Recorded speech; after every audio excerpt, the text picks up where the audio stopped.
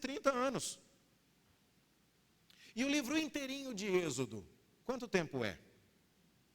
Já que estamos começando o livro do Êxodo hoje.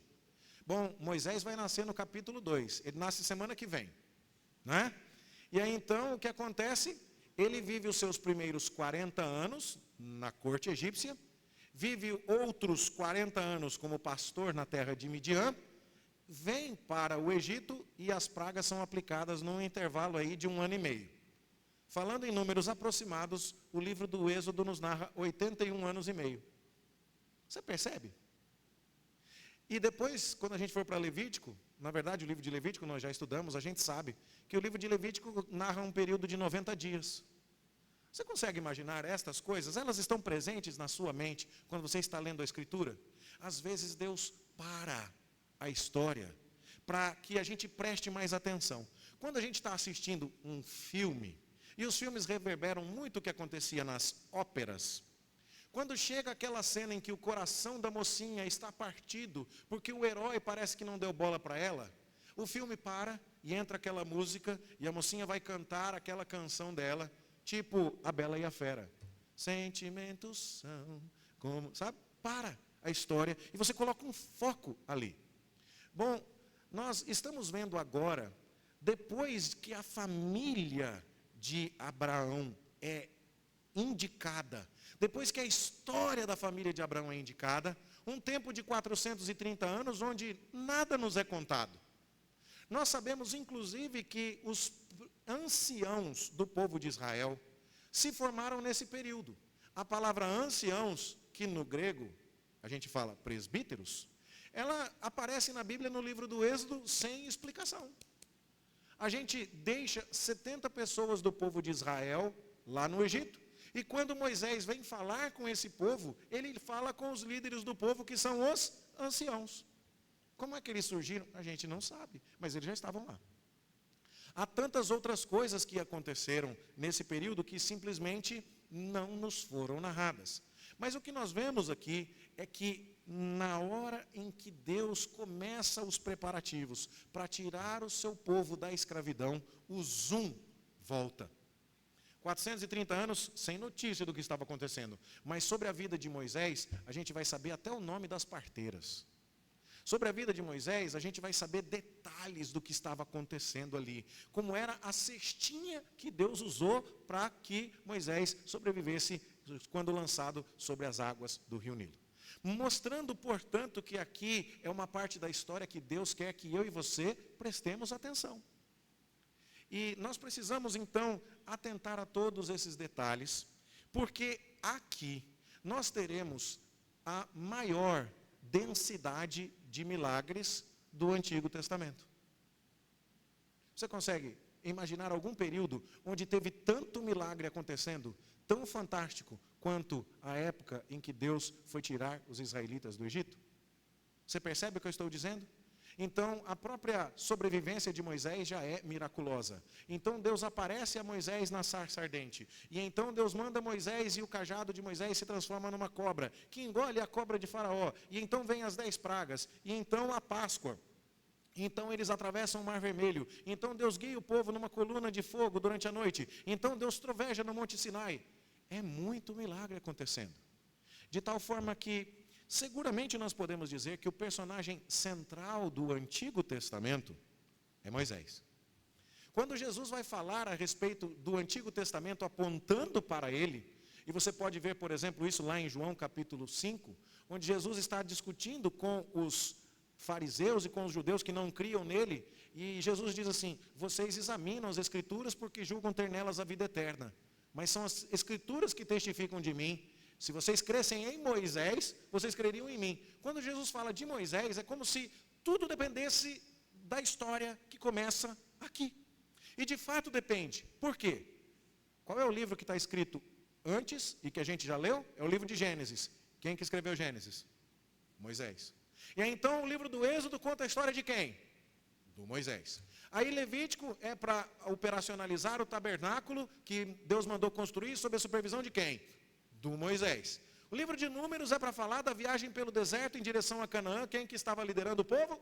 O Moisés. E aí o livro de Deuteronômio é para o povo relembrar todas as regras e a lei e o pacto de Deus antes de entrar em Canaã. E quem que deu essa regra toda? Moisés.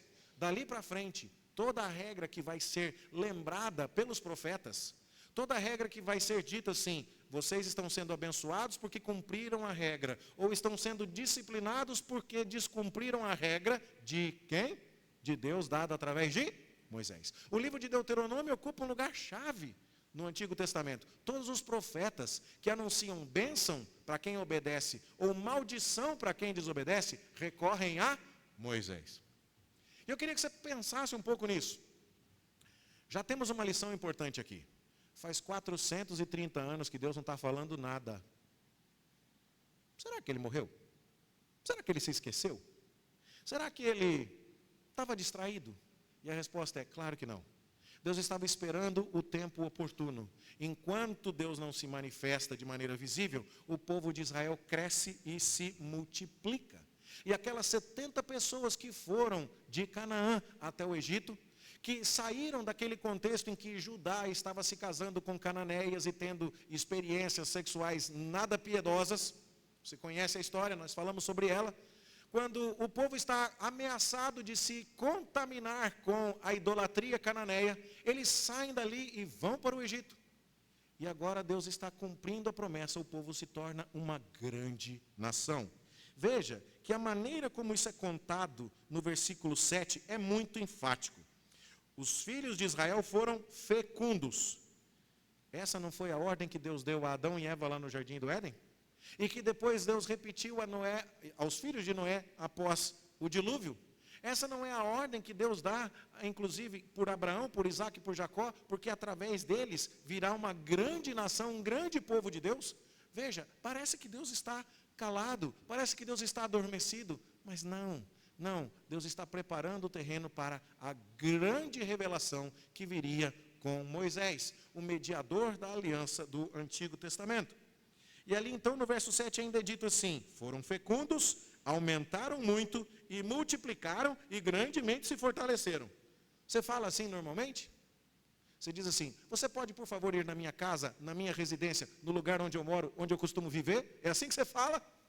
Não, mas se você falar assim, alguém vai dizer: uau, você está realmente preocupado em ter certeza de que eu sei aonde eu preciso ir.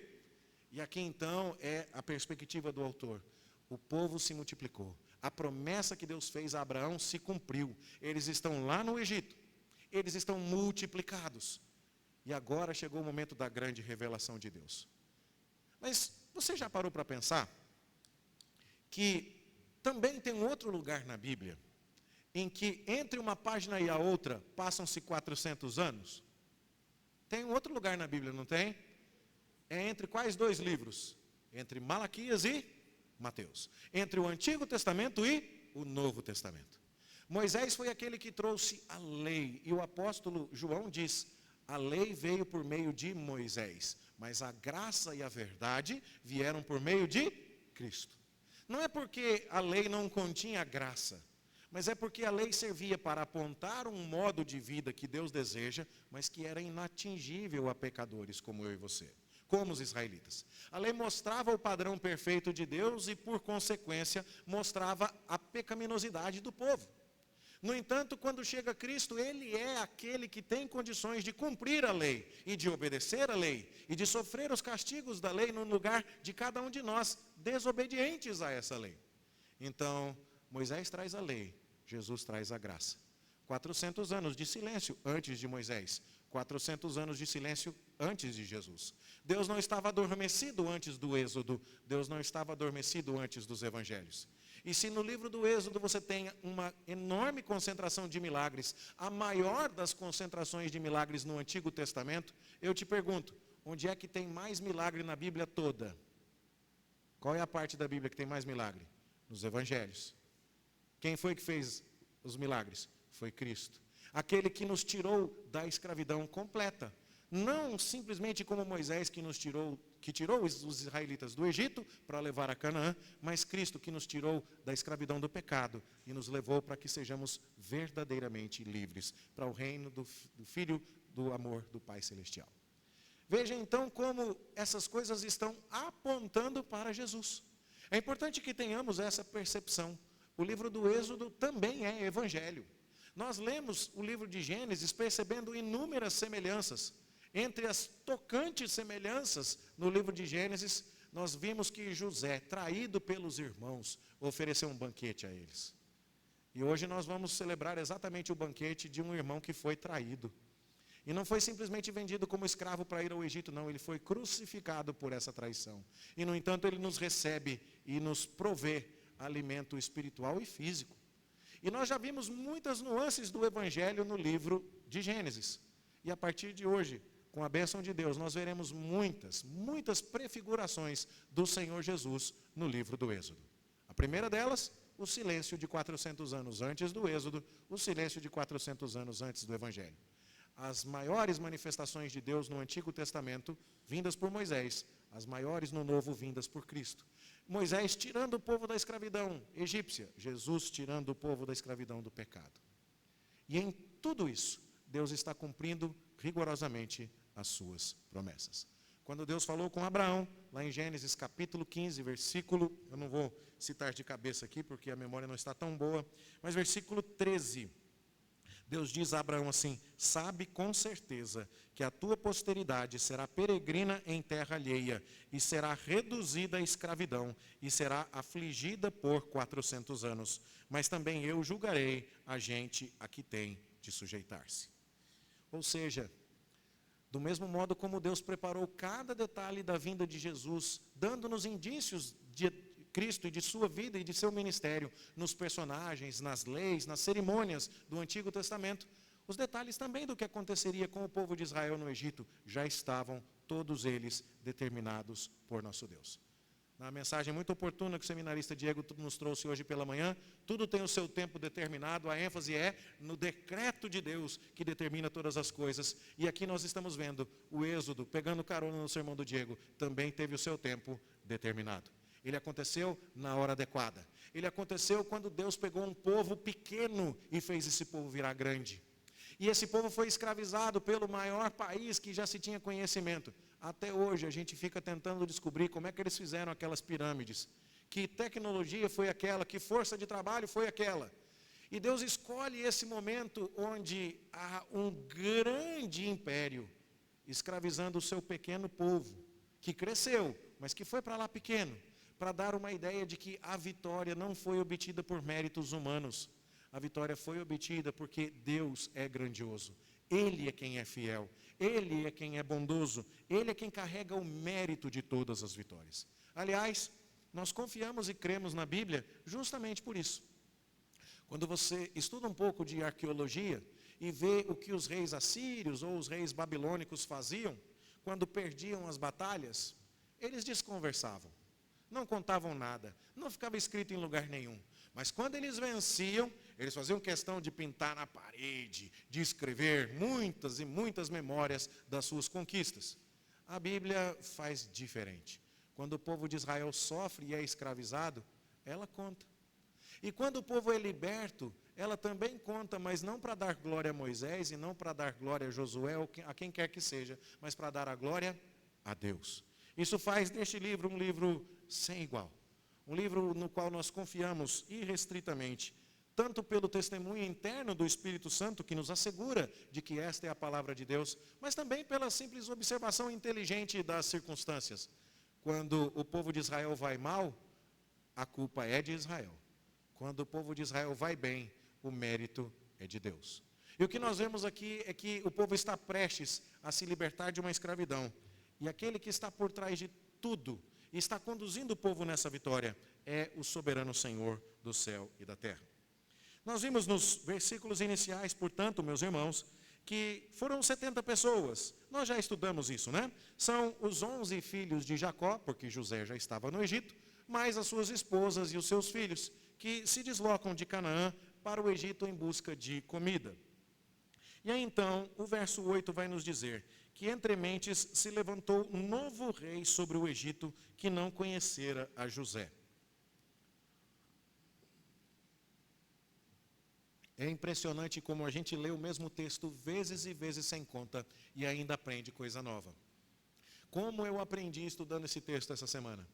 E uma das coisas que eu nunca tinha parado para pensar é que a gente sabe o nome das duas parteiras hebreias e a gente não sabe o nome do faraó, gente. Você já tinha parado para pensar nisso? O que é mais importante? Não é? Na perspectiva de Deus, quando Deus foi escolher como contar a história, a parteira é muito mais importante do que o faraó. Porque a parteira joga no time de Deus e o faraó não. Então é um rei. Você já começou a pensar assim a respeito das coisas? Deus está fazendo o seu povo crescer. Pobre desse reizinho de meia tigela que está se metendo no caminho de Deus. Nem o nome dele ficou registrado. Os historiadores tentam identificar quem teria sido esse rei. E existem algumas possibilidades. Uma delas teria sido o rei Ramsés. E a pista para isso está no fato de que a cidade celeiro que os israelitas construíram, né, uma delas se chama Ramsés e a outra se chama Pitom. É uma possibilidade. A outra, mais provável, é a que tenha sido Amoses I. E domingo que vem eu vou explicar melhor que esse Moses de Amoses, ou Tutmoses, como aparecem alguns faraós, tem a ver com o Moses do Moisés mesmo. E o Moisés carrega um certo caractere egípcio aí no seu nome, apesar de o seu nome em hebraico significar aquele que foi tirado das águas. Mas a gente vai falar sobre isso semana que vem. Mas o fato é, não sabemos, Deus não se preocupou em preservar isso. E por quê? Por duas razões. A primeira é que quem está no caminho de Deus e se opondo aos planos de Deus, não vai virar a história. A história será contada pelos vencedores, aqueles que confiaram no Cordeiro, aqueles que, apesar de miseráveis e pecadores, foram escolhidos por um Deus soberano, e Deus vai fazer esse povo chegar lá. E não tem faraó que vai se meter no meio do caminho. Glória a Deus. Mas também existe o fato de que não se trata especificamente agora de uma perseguição individual, mas sim de uma perseguição sistemática. Reinos do mundo estão em oposição a Deus. Então agora nós não estamos falando mais de Esaú que está perseguindo Jacó como indivíduo. Nós não estamos falando mais da mulher de Potifar que está perseguindo José enquanto indivíduo. Mas nós estamos falando de reinos que estão em oposição a Deus. Nós estamos falando de poderes humanos, de instituições terrenas voltadas contra o povo do Senhor. Então, nesse sentido, é mais importante pensar no reinado egípcio do que no rei egípcio. Trata-se agora de uma instituição. E então, o que nós vemos? Nós vemos que o faraó, o rei novo que se levantou, ele diz aos demais egípcios, versículo 9, eis que o povo dos filhos de Israel é mais numeroso e mais forte do que nós. Provavelmente isso aqui seja um exagero, porque nós estamos falando de 70 pessoas que estavam lá há 400 anos, mas os egípcios já eram numerosos naquela época. Bom, é fato que Deus prosperou aquele povo, mas se eles fossem de fato tão mais numerosos assim, todo o sistema de escravização dos hebreus teria sido muito mais complicado. Mas, independente deste fato, o que nós vemos é que o faraó está preocupado por causa do crescimento dos israelitas. E ele diz então que vai adotar uma estratégia inicial. E ele precisa de mudar de estratégia 3 vezes. O plano de faraó nunca foi começar matando criancinha. Só que, à medida que Faraó tentava alguma coisa, não funcionava. Ele tentava uma outra coisa e não funcionava. E nós vamos ver aqui que foram 4 estratégias diferentes. Veja, por exemplo, no versículo 10. Ele começa dizendo, usemos de astúcia para com os israelitas, para que o povo não se multiplique, e seja o caso de que, vindo guerra, se ajunte com os nossos inimigos, peleje contra nós e saia da terra. Se você tiver a oportunidade de olhar um mapa, você vai ver, e nós vamos mostrar mapas em outros momentos do nosso estudo, do Êxodo, que se você vem da região da Palestina, você logo de cara encontra a região de Gósen, lá no delta do Rio Nilo, quando o Rio Nilo deságua no mar Mediterrâneo, formando um triângulo ali na ponta, e o triângulo é a letra D no alfabeto grego, né, a letra D maiúscula é o delta. Lembra que você fazia as equações do segundo grau? Delta é B2 menos 4AC, aquele triângulozinho. Quando o rio termina num triângulo, ele termina num delta. Lá no delta do Nilo, tem a região de Gósen. E quem vinha da Palestina chegava, logo de cara encontraria os hebreus. E você imagina agora o inimigo chegando e encontrando um povo grande e numeroso, e o exército que está vindo do inimigo encontra, o que vocês estão fazendo aqui? Vocês são egípcios? Não, nós somos hebreus. Bora juntar com a gente aqui para dar uma lição nesse povo? Ah, vamos. Então o faraó tinha, com uma percepção política muito aguçada, a preocupação, porque os hebreus estavam nessa localidade estratégica. E ele então agora quer usar de astúcia para não deixar a sua fronteira vulnerável à invasão dos inimigos. E o que ele propõe está no verso 11. Os egípcios puseram sobre eles feitores de obras para os afligirem com as suas cargas. Qual foi a questão? Não se tratou imediatamente de uma escravidão, mas se tratou imediatamente de uma taxação e de uma direção dos trabalhos dos hebreus, para que eles trabalhassem de modo muito pesado e que essa insalubridade laboral, agora estou usando termos aqui do direito do trabalho, né? Essa periculosidade, reduzisse a expectativa de vida dos hebreus e eles morressem logo. Então o faraó pensou, vamos colocar trabalho pesado nesse povo, quem sabe eles morrem cedo, quem sabe eles diminuem. Mas diz o texto no verso 12, no verso 11 ainda, que por causa disso foi que eles edificaram a cidade celeiros de Ramsés e Pitom. E, no entanto, como lemos no verso 12, quanto mais os egípcios afligiam os hebreus, mais eles se multiplicavam e mais se espalhavam, de maneira que os egípcios estavam ainda mais inquietos por causa dos filhos de Israel. Estratégia 1 não funcionou. Trabalhos forçados sobre os hebreus para ver se morrem logo, não deu certo. Construíram 2 cidades celeiros e o povo continua crescendo. Então o faraó agora precisa aplicar a estratégia número 2, que é narrada aqui no verso 13. Então os egípcios, com tirania, faziam servir os filhos de Israel e lhes fizeram amargar a vida com dura servidão em barro e em tijolos, e com todo o trabalho no campo, com todo o serviço em que na tirania os serviam. Agora então, a palavra servidão aqui é traduzida por algumas versões como escravidão. A escravidão não tem remuneração. Os egípcios estavam lá recebendo os hebreus, e os hebreus tinham diversas ocupações. Eles podiam trabalhar na construção, eles podiam trabalhar no campo, eles podiam trabalhar nas casas dos egípcios, mas eram trabalhadores livres e assalariados. No entanto, agora, na etapa 2 do plano de opressão do Egito sobre os hebreus, eles agora estão trabalhando como escravos. E nessa condição de escravos, eles estão contribuindo com os tijolos. Você vai até o Egito e encontra, especialmente na região de Gósen, especialmente no delta do rio Nilo, um solo muito úmido, cheio de barro mesmo.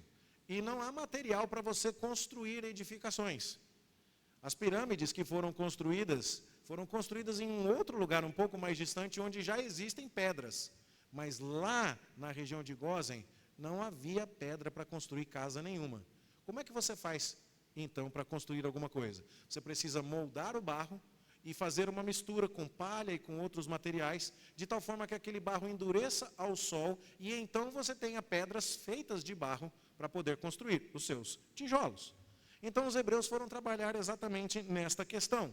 E trabalharam amassando barro, trabalharam fazendo tijolos, trabalharam no campo, em tudo quanto é tipo de serviço, com uma servidão que a vida se tornou amarga.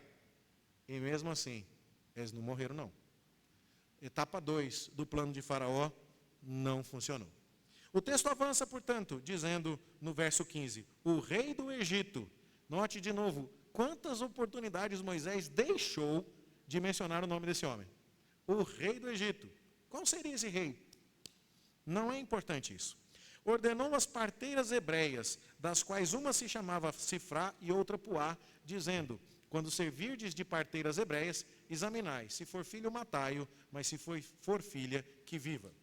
Note, quando Moisés levanta o censo dos israelitas que deixaram o Egito, havia 600.000 homens com mais de 20 anos de idade. 600.000 homens adultos. Você pode colocar aí pelo menos mais 600.000 mulheres. Você sabe que normalmente tem mais mulher do que homem, um pouquinho mais, tá certo? E se você conta todas as pessoas com menos de 20 anos de idade, a estimativa de muitos, e eu creio que ela é uma estimativa bastante razoável, é que havia 2 milhões de pessoas, de hebreus lá no Egito.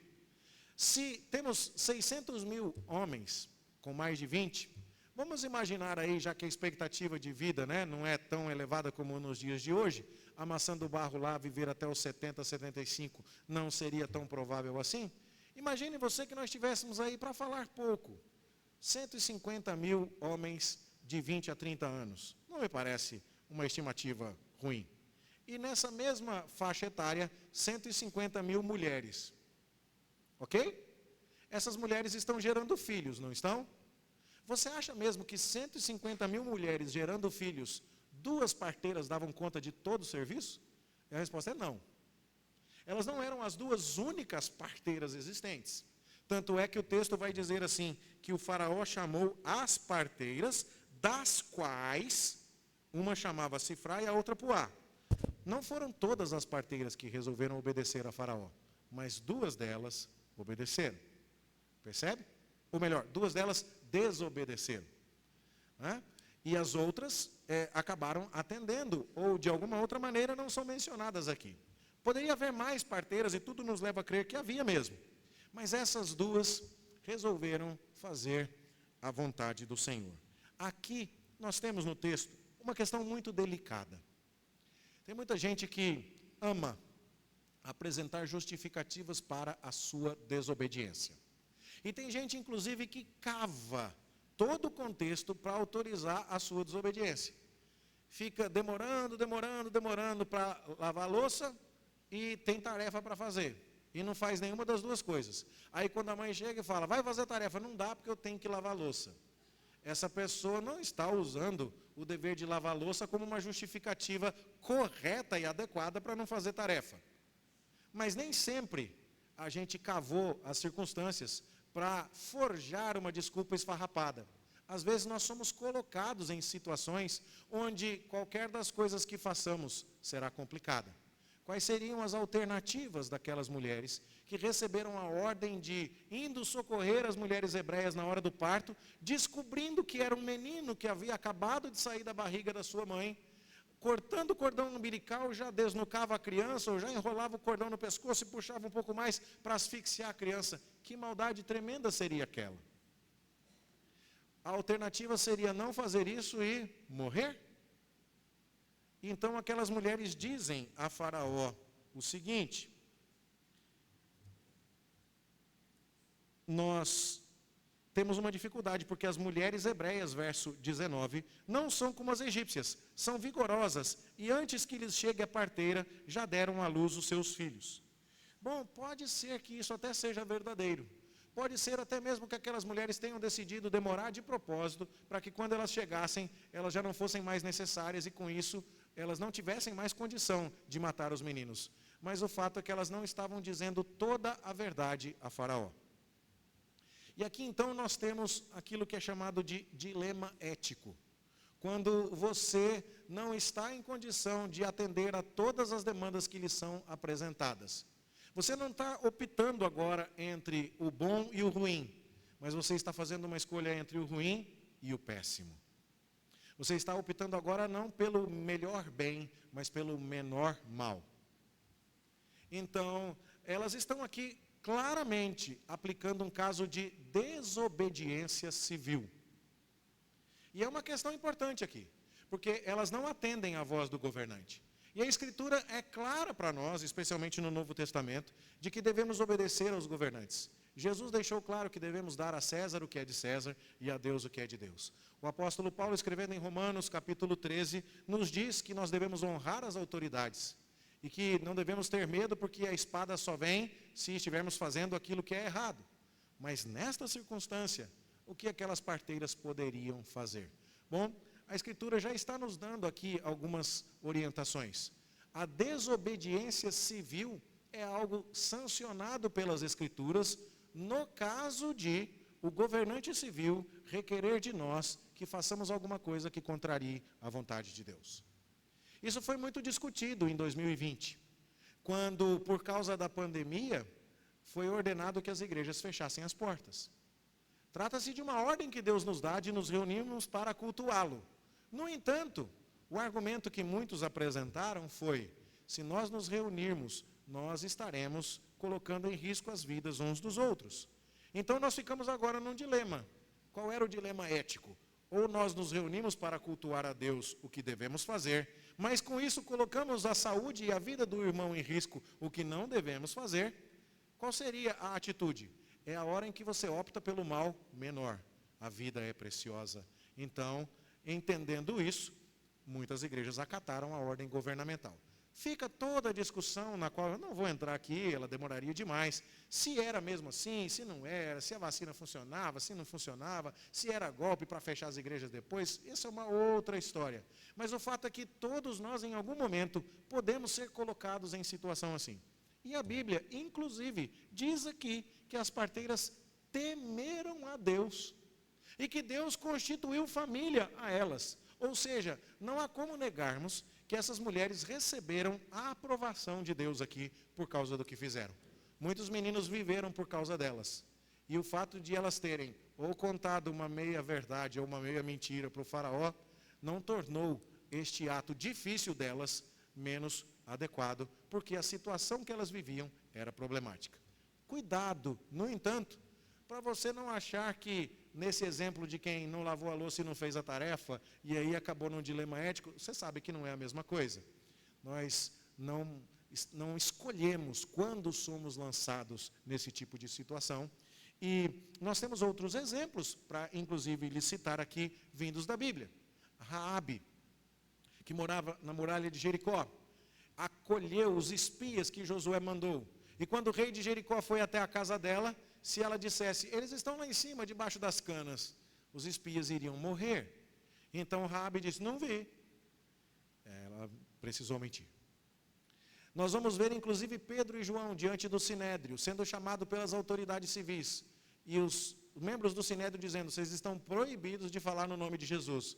Eles dizem, olha, nós não podemos deixar de falar do que vimos e ouvimos. Importa antes obedecer a Deus do que aos homens.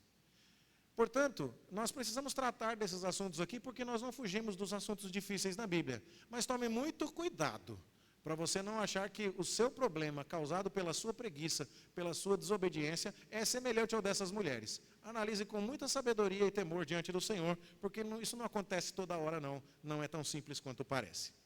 Mas aquelas mulheres temeram a Deus. Era a parte 3 do plano. Parte 1 do plano de Faraó. Vamos colocar uma carga pesada. Construam cidades celeiros. Não morreram. Parte 2, escraviza, manda fazer tijolo. Não morreram. Parte 3, chama as parteiras aqui, manda matar.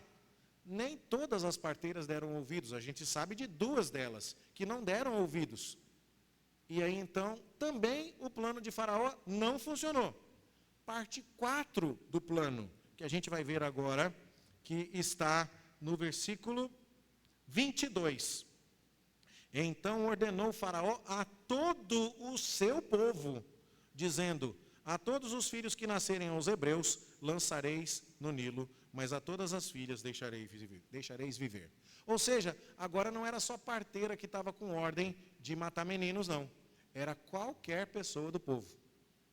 E era para que isso fosse feito não mais ali no momento do parto, mas inclusive isso agora assume uma conotação religiosa, porque o rio Nilo, com a sua cheia e o seu transbordamento nas suas ribanceiras, fertilizava as margens, de tal forma que a plantação naquele clima seco era possível porque o solo era enriquecido com minerais e ingredientes para a plantação que vinha a seguir na época da baixa das águas do Nilo.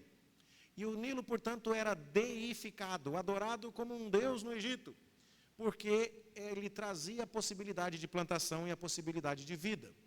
E agora, quando esse rio que traz a vida para os egípcios é o lugar de sepultamento dos possíveis inimigos egípcios, as crianças ali são jogadas, então existe sim uma questão religiosa envolvida. Meus irmãos, não será por acaso que a primeira praga vai vir exatamente com as águas do Nilo. O símbolo de vida dos egípcios será transformado em sangue, um símbolo de morte. Então aqui nós estamos vendo que não adianta. Foram só 70 pessoas, mas depois de 400 anos, as promessas de Deus se cumpriram. Faraó tentou 4 vezes diferentes. Trabalhos forçados, escravidão, parteiras matando os meninos, todo mundo jogando os meninos no Nilo, e não deu certo. E com isso tudo, o que nós aprendemos? Nós aprendemos que Deus construiu meticulosamente, detalhadamente, o cenário para revelar a sua grande salvação. São 430 anos conforme as profecias, em que o povo se multiplica conforme as promessas, em que o povo agora está em Gósen, mas não misturado com os egípcios. E há temor de Deus no meio do povo de Israel, porque as parteiras temeram a Deus, é dito aqui.